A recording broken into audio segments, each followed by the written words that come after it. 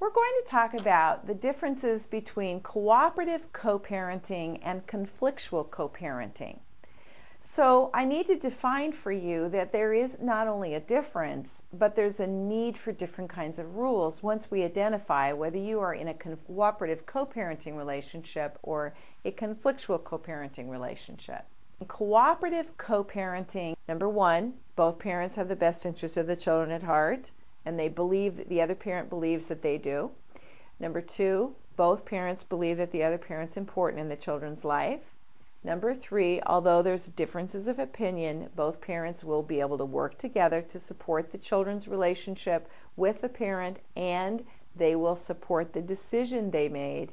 And number five, both parents will do whatever they need to support the children's relationship with the other parent and the other parent's relationship with the children.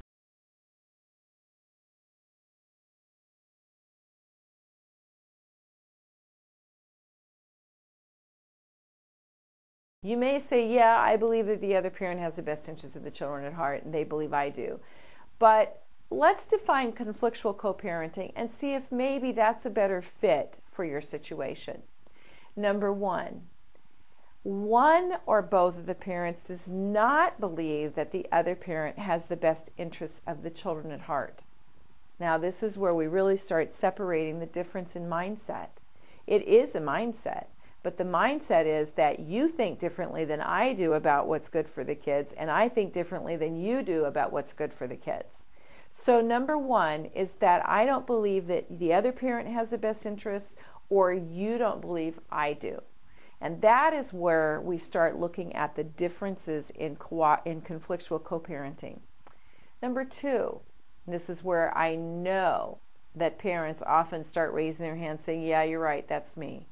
One or both of the parents believes that the other parent has a parenting deficiency, has a personality disorder, has some problem that's detrimental to raising the children, substance abuse issues with other obsessions, compulsions, or just has difficulty being a decent parent, staying on focus, or whatever else it is.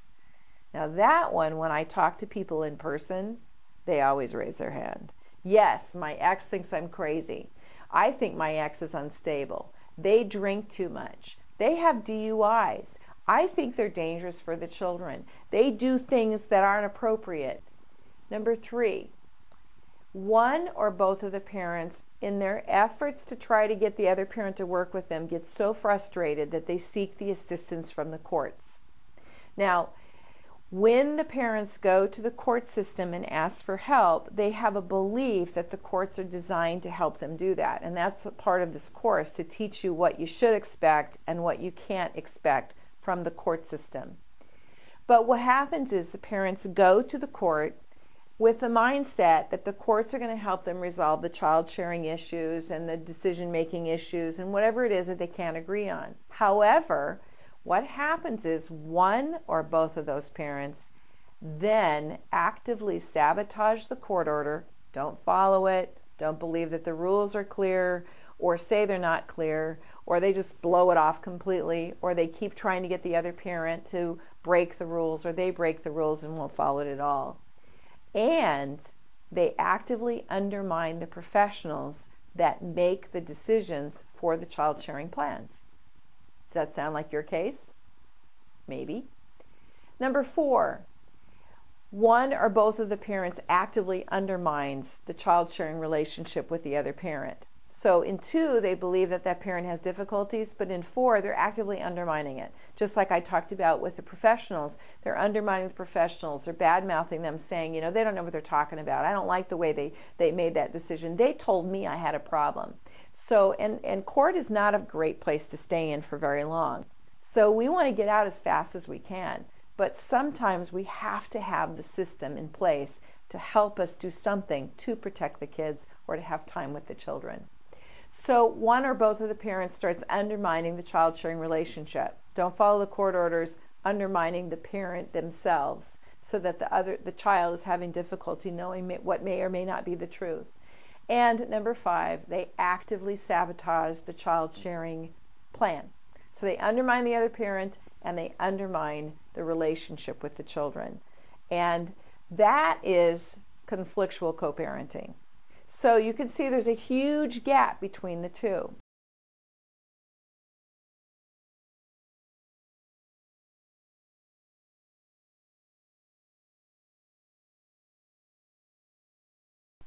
So if I can get parents to understand that there are two different mindsets, the mindset of the court system is that you guys need to learn to cooperatively co-parent.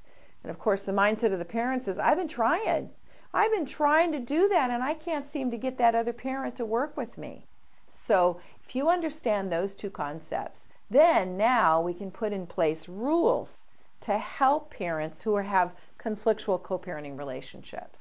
We can teach you strategies to reduce your stress, anxiety, and to calm down. Of course, when you're with the children, then it's focusing on them rather than being so preoccupied with what the other parent is doing. It's lights on, no one's home. So we want to redirect the energy toward that.